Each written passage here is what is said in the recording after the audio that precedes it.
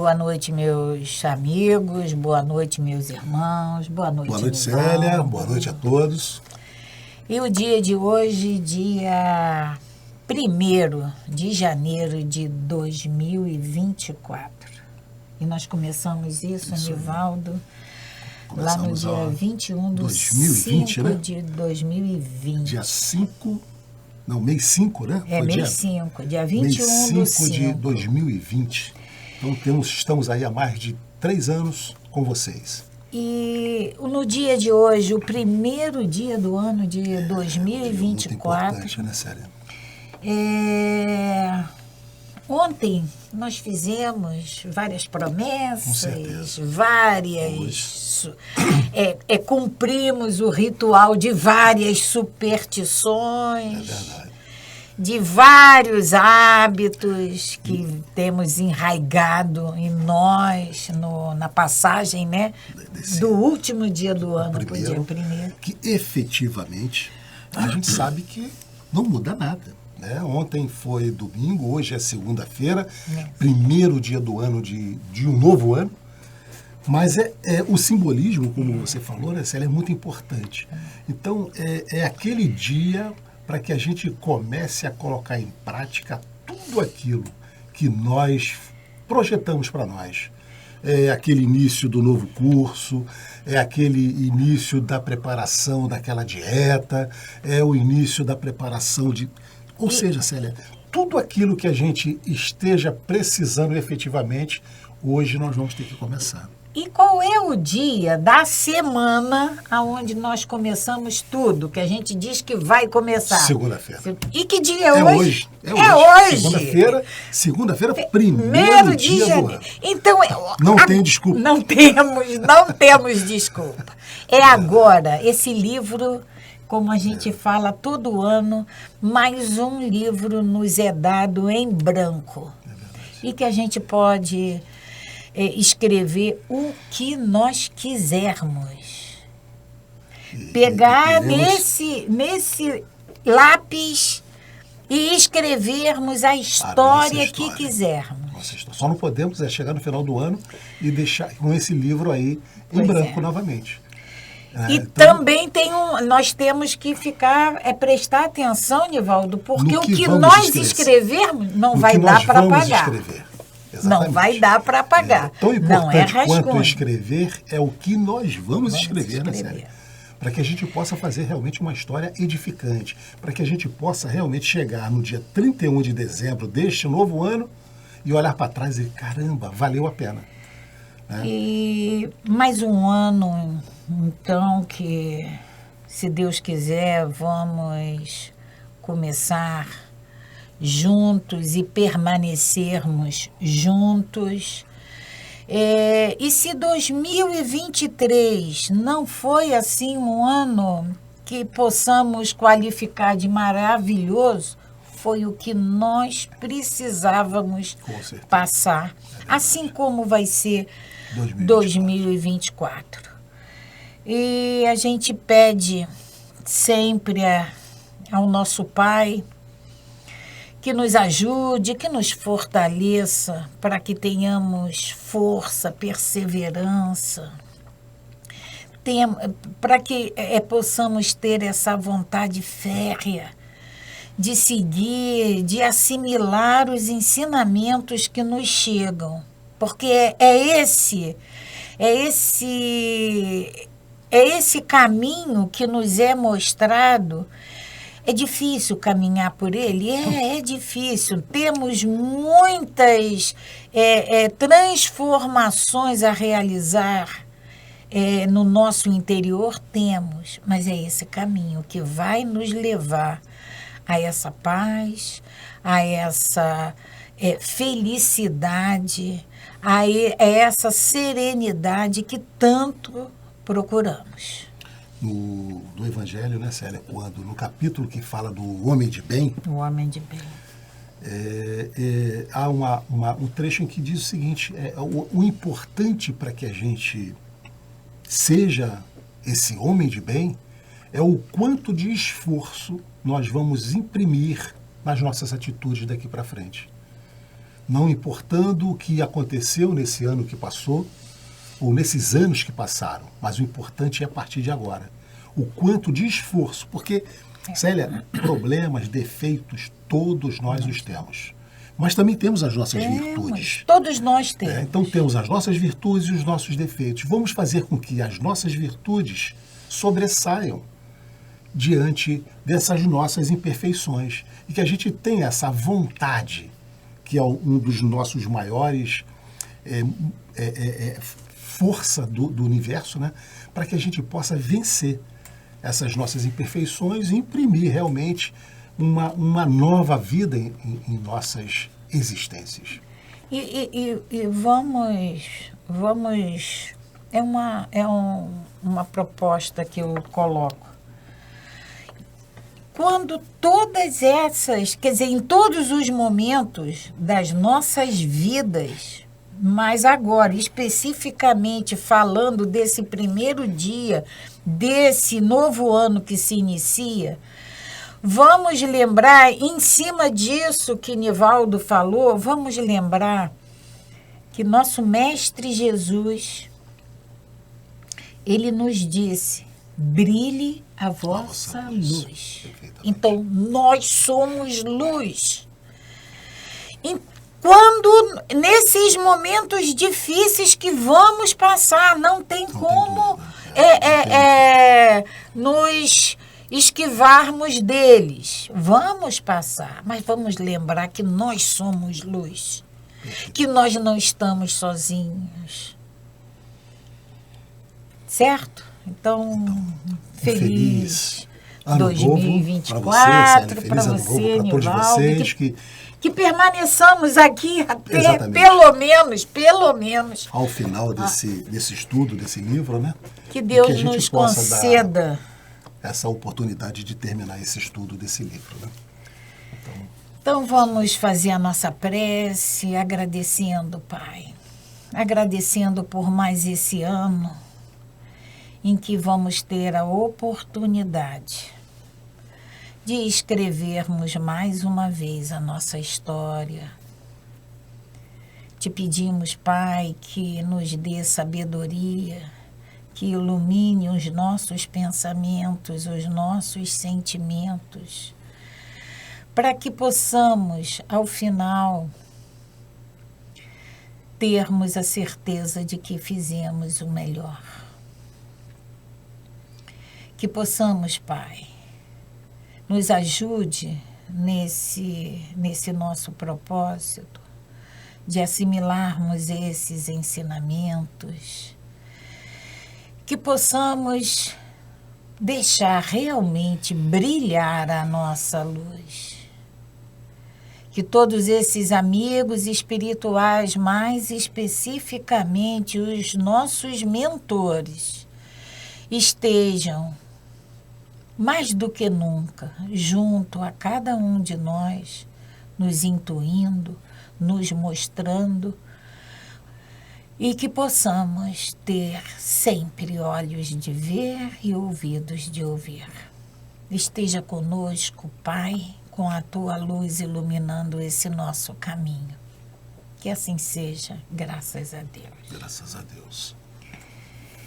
E a primeira mensagem do ano, a nossa mensagem de reflexão, como já estamos vindo a fazer durante algum tempo, vai ser colocada na tela de vocês e ela nos diz o seguinte: a grandeza de um ser humano não está no quanto ele sabe, mas no quanto ele tem consciência de que não sabe. É uma fala de Augusto Cury, e essa reflexão me lembra Sócrates. Perfeitamente. Só sei que nada sei. Então, que a gente não se iluda.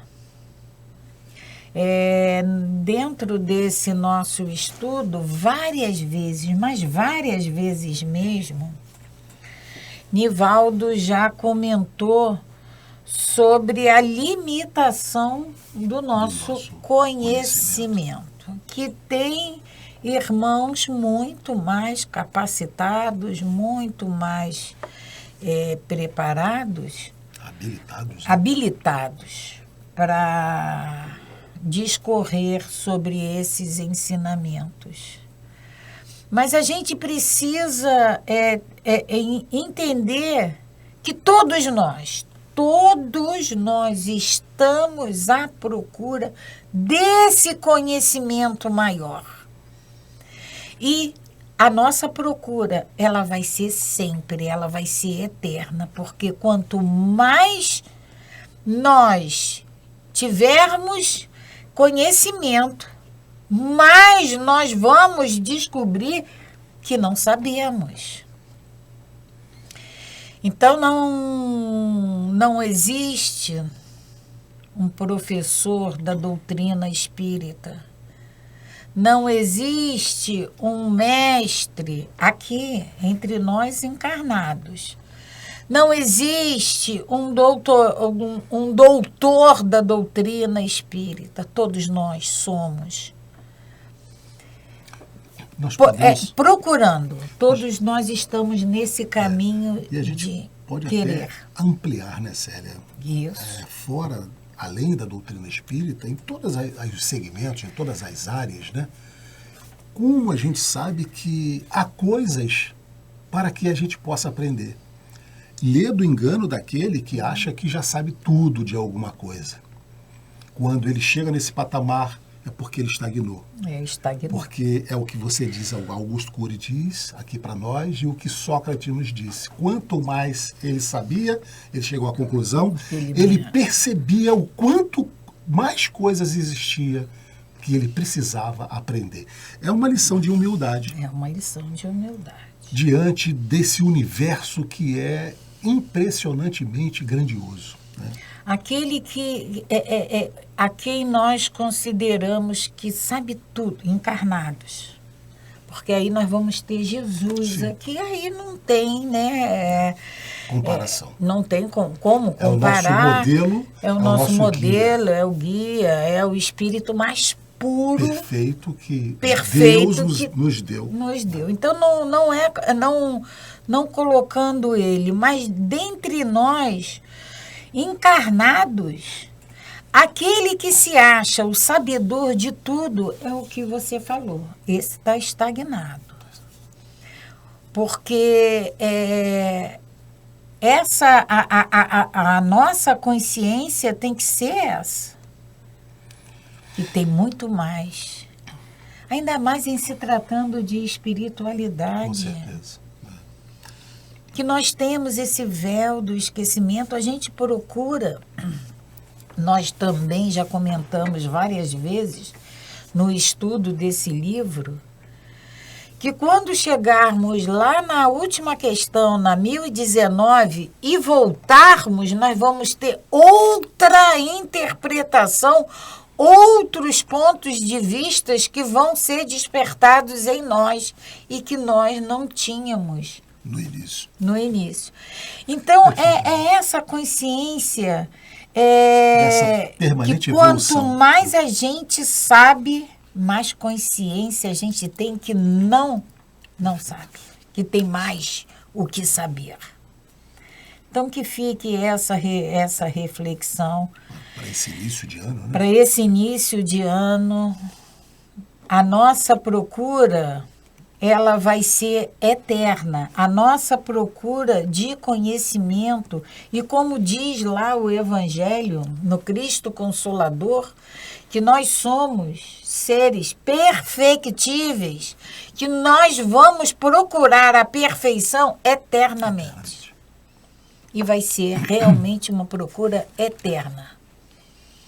Então fica essa reflexão para o primeiro dia do ano, e mais uma vez que o 2024 seja um ano assim, repleto de realizações para todos nós. Perfeito.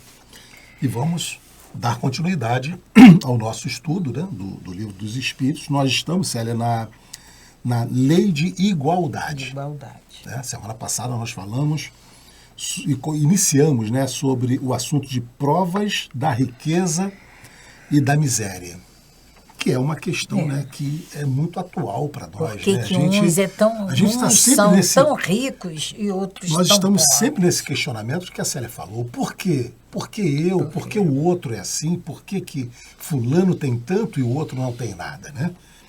E isso nos aguça esse entendimento, mas a espiritualidade nos explica.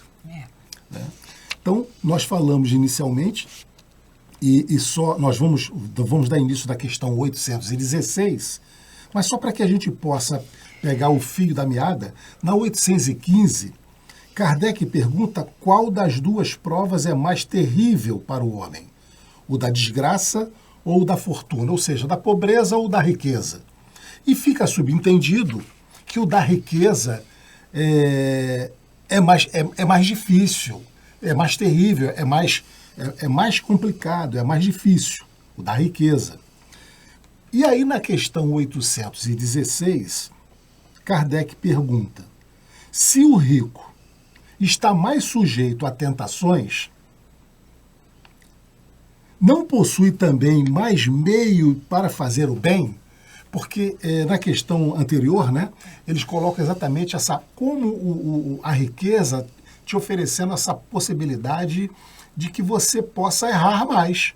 Até porque você vai ter mais condições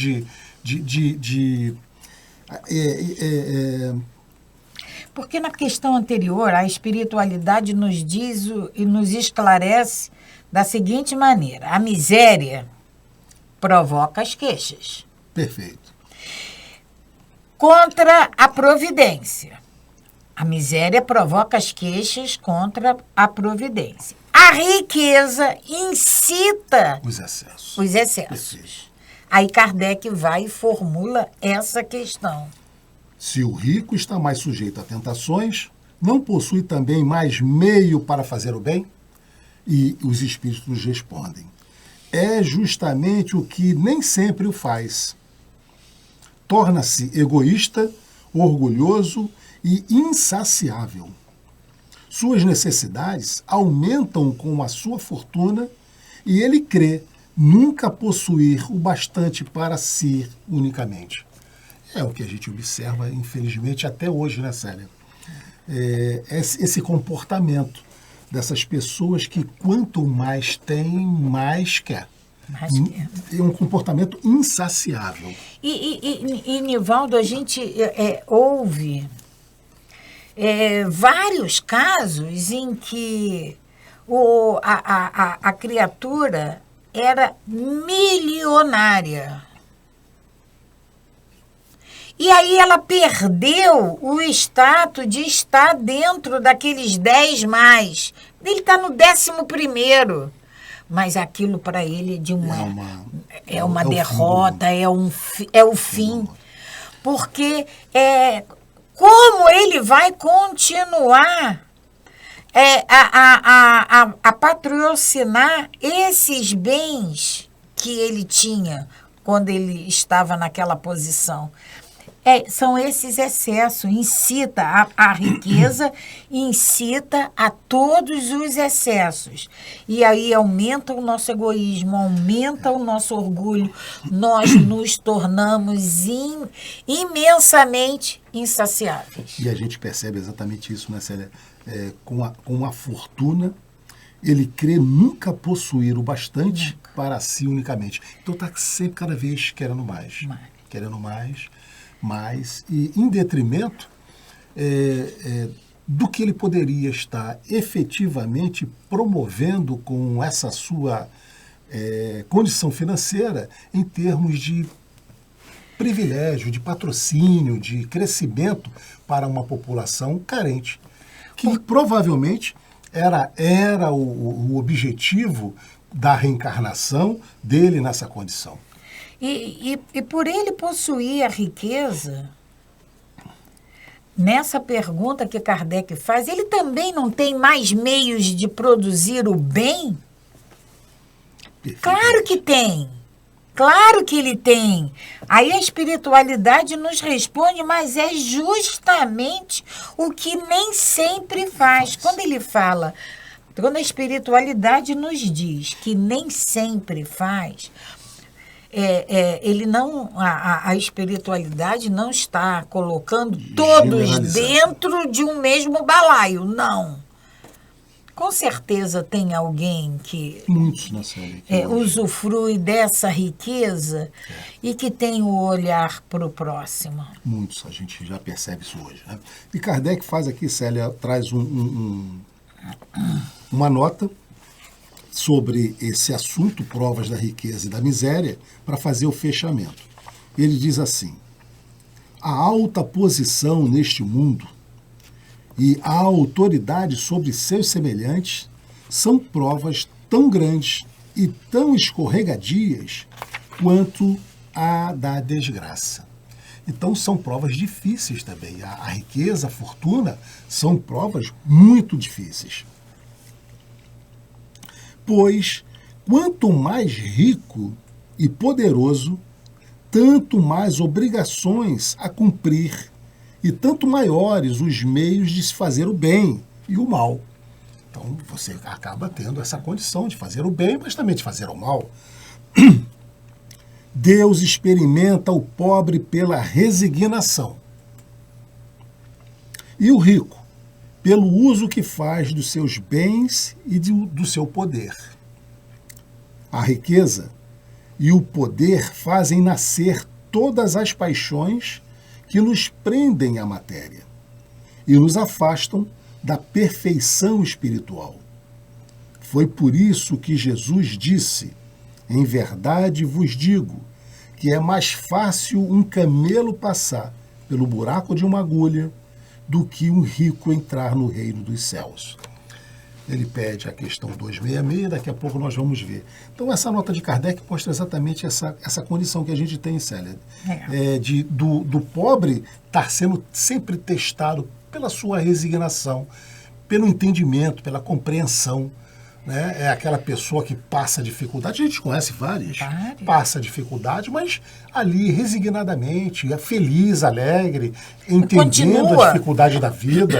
Continua lutando, porque firme. Desculpa. Resignação não é acomodação. Não é desistência. É. Resignado, mas em busca sempre do melhor. Mas resignado com a sua condição. Né? E o rico pelo que faz dos seus bens e do seu poder. E isso é o que vai fazer a diferença. E a gente observa hoje, né, Célia? Já temos muitos exemplos de pessoas que ajudam, fazem ajudas comunitárias, hospitais e tudo mais, a gente sabe disso, muitos secretamente. Secretamente. Né? Muitos, mas, infelizmente, ainda temos muita gente que usa a fortuna simplesmente para o seu proveito e o seu bem próprio, e muitas das vezes até para prejudicar o terceiro. Né? E aí, irmão. Porque o poder, a riqueza e o poder, como ele vai alimentar, ele vai levar esse sentimento egoísta, esse sentimento orgulhoso, essa insaciedade das nossas necessidades, ele me faz eu achar que eu posso tudo. E eu me comporto de uma maneira como se eu fosse dona de todos. Eu compro a simpatia, quer dizer, eu penso que eu compro a simpatia, que eu compro o amor. E esse comportamento irreal que a gente passa a ter. Aí nós aqui na carne. reencarnados, a gente pensa, ah, não, mas eu quero experimentar a riqueza, quero. Chega de ir no mercado com... E na questão 266, sério, que ele Mas pede para que a triste. gente retorne, a questão 266 diz assim, Kardec pergunta, não parece natural escolher as provas menos penosas? É o que você está falando aí. Nós aqui encarnados pensaríamos, eu quero nascer bonito, claro, rico, né, e tudo mais. Então, seria o nosso normal. Mas olha a resposta dos espíritos. Para vós, sim. Para os espíritos, não.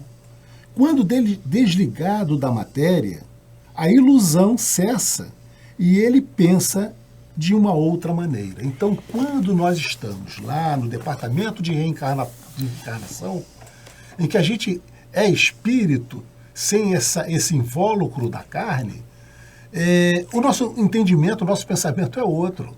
A nossa visão... É outra. É outra. Então a gente quer as provas mais difíceis para que a gente possa evoluir. Até porque são dívidas contraídas por nós mesmos e nós temos que quitá-las. Então a gente quer quitar e a gente pede. Pode ser, Nivaldo, que tenhamos vindo com essa prova da riqueza e tenhamos falhado. A gente retorna ao mundo espiritual e como eu fiz isso? Por favor, me deixa voltar.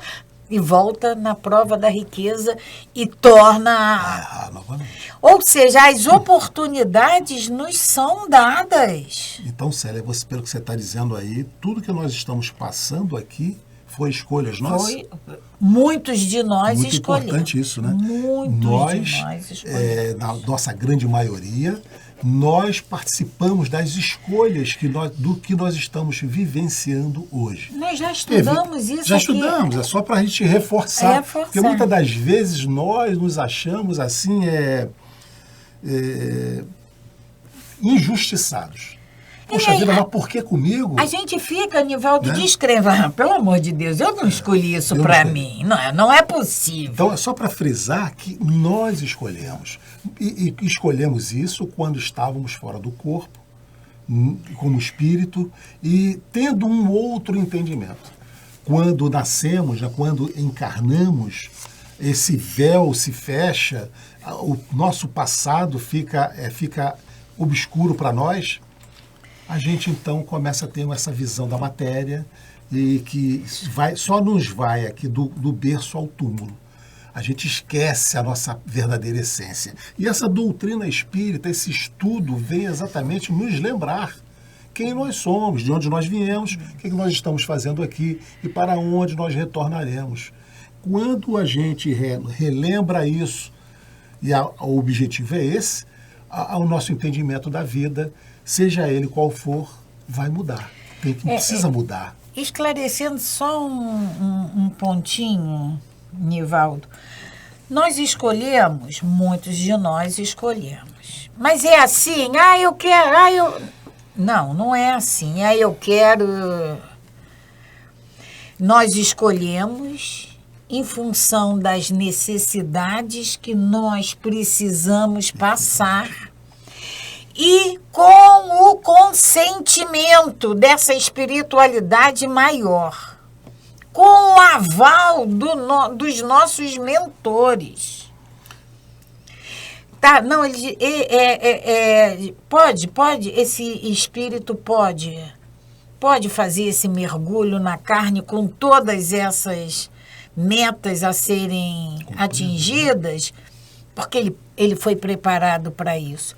Então, nós escolhemos. Quando nós podemos escolher, nós escolhemos em função das necessidades que precisamos, que necessitamos, das dívidas que temos que resgatar e, mais importante ainda, com o consentimento dessa espiritualidade maior. Não é assim um grande oba-oba, eu quero isso, eu quero aquilo. Muitas das vezes, nós, desse estado de espírito, nós queremos abraçar tudo, nós queremos resolver todos os problemas de uma vez só.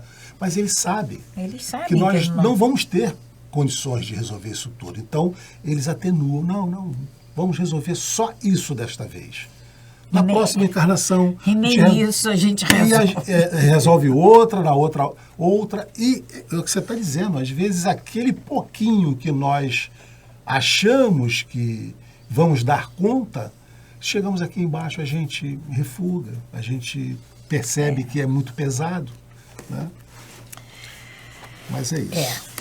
Graças a Deus, nós temos a reencarnação como essa dádiva divina para que a gente possa corrigir os nossos erros. É por isso que a gente canta... Não, a gente canta não. Está lá no Evangelho, o Cristo Consolador, que a gente não tem que ter inveja da riqueza dos ricos. Porque muitas das vezes eles têm, assim, provas muito mais...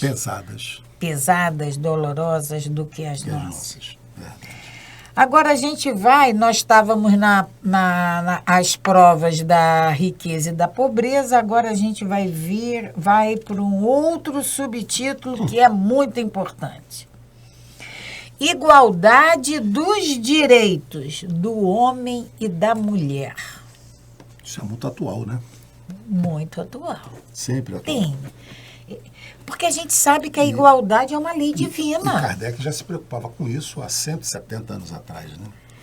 Igualdade é uma lei divina. Aí a gente para e pensa, o espírito não tem sexo. Ele não tem sexo. Perfeito. No mundo dos espíritos... No mundo dos espíritos, né? O espírito não existe o feminino e o masculino, né? Existe aqui para nós o feminino e o masculino porque são habilidades, são sensibilidades que temos que desenvolver. Eles dizem, né, Célia, que é por uma questão de reprodução. E aí, na igualdade dos direitos do homem e da mulher, a 817, Kardec faz a seguinte pergunta. São iguais perante Deus o homem e a mulher, e têm os mesmos direitos? Kardec vai fundo, né? Vai no cerne da questão. Se são iguais e se têm os mesmos direitos. Aí os nossos amigos espirituais, eles nos dizem: não outorgou Deus a ambos a inteligência do bem e do mal e a faculdade de progredir? Perfeito. Eles só respondem isso. Quando Kardec pergunta se são iguais os direitos e se perante Deus o homem e a mulher, se eles são iguais e se possuem os mesmos direitos, a espiritualidade nos responde que Deus outorgou aos dois, ao homem e à mulher, a inteligência. Então, todos os dois, tanto o homem quanto a mulher, sabe o que é bem e o que é mal. Sabe quando pratica o bem, quando pratica o mal. E a faculdade que todos nós temos de progredir. E aí, né, Célia, sabemos que Deus não criou homem e mulher. Deus criou espíritos. Espíritos. E todos eles iguais, simples e ignorantes. E deu a oportunidade, através do livre-arbítrio, de sua evolução. Progresso é uma lei divina. Então, essa faculdade que nós temos de progredir, ela está incutida em cada um de nós. Questão 818. De onde provém a inferioridade moral da mulher em alguns países? É inferioridade moral. Moral. Porque se fosse inferioridade física, a gente até ia concordar, né? Mas é inferioridade moral. E a gente ainda percebe em alguns países, até hoje, a mulher ser tratada como uma inferior. E eles nos respondem, então, os espíritos. É do domínio injusto e cruel que o homem adotou para com ela. é do domínio injusto e cruel que o homem adotou para com ela. É resultado das instituições sociais e do abuso da força sobre a fraqueza. Entre os homens pouco adiantados, do ponto de vista moral, a força faz o direito. Eu acho que eles responderam exatamente tudo, né, Célia? Infelizmente, entre os homens pouco adiantados do ponto de vista moral, adiantado do ponto de vista moral, a força faz o sentido. E nós já falamos aqui, que quando estudamos, né, que nós ainda estamos numa evolução tecnológica muito grande, mas a nossa evolução moral ainda está muito a desejar. Então, entre os homens moralmente pouco adiantados, a força faz o direito. E aí nós temos uma ideia de como nós estamos.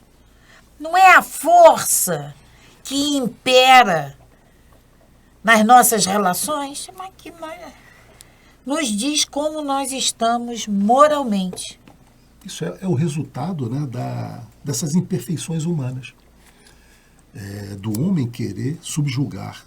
Porque tem determinados, como Kardec não coloca, força, né? Kardec coloca em certos países, tá? Tem países muito mais, onde essa desigualdade é muito maior. E outras menores. Mas essa desigualdade ainda existe. Nós temos países onde a mulher não pode andar ao lado do homem. Ela tem que andar atrás. Há pouco tempo nós não votávamos. Então, são essas evoluções que vão acontecendo e que vamos chegar a um ponto em que essa igualdade, porque é uma lei divina, essa igualdade vai prevalecer. Aí nós vamos para a questão 819. Com que fim mais fraca fisicamente do que o homem é a mulher? Por que a mulher? Qual é o objetivo da mulher ser mais fraca fisicamente do que o homem? Perfeito. É a pergunta de Kardec. Tem que ter um objetivo. Nós sabemos que tudo tem um fim Porque útil. se não tem um objetivo, nosso pai teve privilégio lá com os homens, com a criação masculina. Quando a gente sabe que não existe privilegiados no reino de nosso pai. Então, Kardec faz essa pergunta: com que fim Deus criou a mulher mais fraca fisicamente do que o homem? E eles nos respondem: para lhe determinar funções especiais. Para lhe determinar funções especiais. Ao homem, por ser o mais forte, os trabalhos rudes. À mulher, os trabalhos leves. A ambos, o dever de se ajudarem mutuamente a suportar as provas de uma vida cheia de amargor. Então, um complemento, né, Célia? Um vai complementar o outro. Né? O homem tem os trabalhos rudes para desempenhar e a mulher os trabalhos leves. Mas nem por isso ela é inferior a esse homem. Até porque, se nós, na nossa doutrina, a gente sabe que hoje eu estou nesse corpo feminino, amanhã eu posso estar num corpo masculino. Porque nós vamos ter que desenvolver essas duas habilidades. Temos que desenvolver isso. Então, conhecendo essas explicações, tomando conhecimento desses esclarecimentos que a espiritualidade nos dá, não tem sentido nós ficarmos ainda qualificando o homem, a mulher. Não temos. Não tem. Perfeitamente. Questão 820. A fraqueza física da mulher não a coloca naturalmente sobre a dependência do homem? E eles vão nos responder: Deus deu a uns a força para proteger o fraco e não para escravizá-lo. Então, se há essa diferença, é para que um proteja o outro. Na questão anterior, ele já tinha dito que o homem tem o corpo mais forte para os trabalhos rudes. E a mulher cabem os trabalhos leves e os trabalhos mais sutis. E agora eles respondem exatamente isso. Deus deu a força para proteger o fraco e não para escravizá-lo. Quer dizer, se nós tivéssemos um entendimento, Célia, já da nossa regra áurea, de tudo que nós gostaríamos que nos fazermos para o próximo, nós não teríamos essa questão de disputa entre o mais forte ou o mais fraco. Querermos oprimir o outro pela sua condição física. Nem. O mais fraco querer, pela força, se igualar ao mais forte. Não haveria essa necessidade dessa imposição. É só cada um desempenhar e bem a função que lhe cabe. Qual é a finalidade? É se ajudarem mutuamente a passar pelas provas de uma vida cheia de amargor. Isso é a perfeita justiça divina. É nós estarmos coadunados nesse entendimento da justiça divina. Aí tem uma notinha de Kardec, eu acho que dá tempo. Tem uma nota de Kardec, né, Célia? Que ele nos diz assim, ó: Deus apropriou a organização de cada ser as funções que deve desempenhar. Se deu à mulher menor força física, deu-lhe, ao mesmo tempo, maior sensibilidade em relação à delicadeza das funções maternais e a fraqueza nos seres confiados aos seus cuidados, os filhos. Então, tudo tem uma lógica dessa criação divina. Deus não criou o homem mais forte ou a mulher mais frágil, mas com mais sensibilidade à toa. Tudo se encaixa perfeitamente na natureza. Nós é que muitas das vezes queremos ainda transgredir pela nossa força, pelo nosso entendimento, as regras naturais, as leis naturais. Mas quando nós tivermos dentro dessa sintonia das leis naturais, nós vamos viver em harmonia com todos, fazendo as nossas divisões, as nossas partilhas do que temos e do que somos. Nesse esclarecimento de Kardec, quando ele diz assim, deu-lhe ao mesmo tempo maior sensibilidade em relação com a delicadeza das funções maternais. Então, esse o objetivo que o fim, lá na questão 819, com que fim deu a mulher mais fraca fisicamente do que o homem, é em relação a essa delicadeza, a essa sensibilidade. Não, a mulher não pode ser rude, ser preparada para o trabalho pesado e, ao mesmo tempo, ter essa sensibilidade, ter essa delicadeza. Então, tem suas funções. Cada um de nós tem o seu papel a desempenhar. Então, Zélia, estamos chegando nesse primeiro dia do ano, ao final do nosso estudo, e desejando mais uma vez a todos vocês um feliz ano novo, que nós possamos dar início a esse ano de grandes realizações, que tenhamos todos pensamentos positivos, tenhamos fé, vontade de vencermos todas as nossas imperfeições que nos determinamos a realizar durante este novo ano. Então, paz e bem para todos vocês, paz e luz. Paz, muita paz.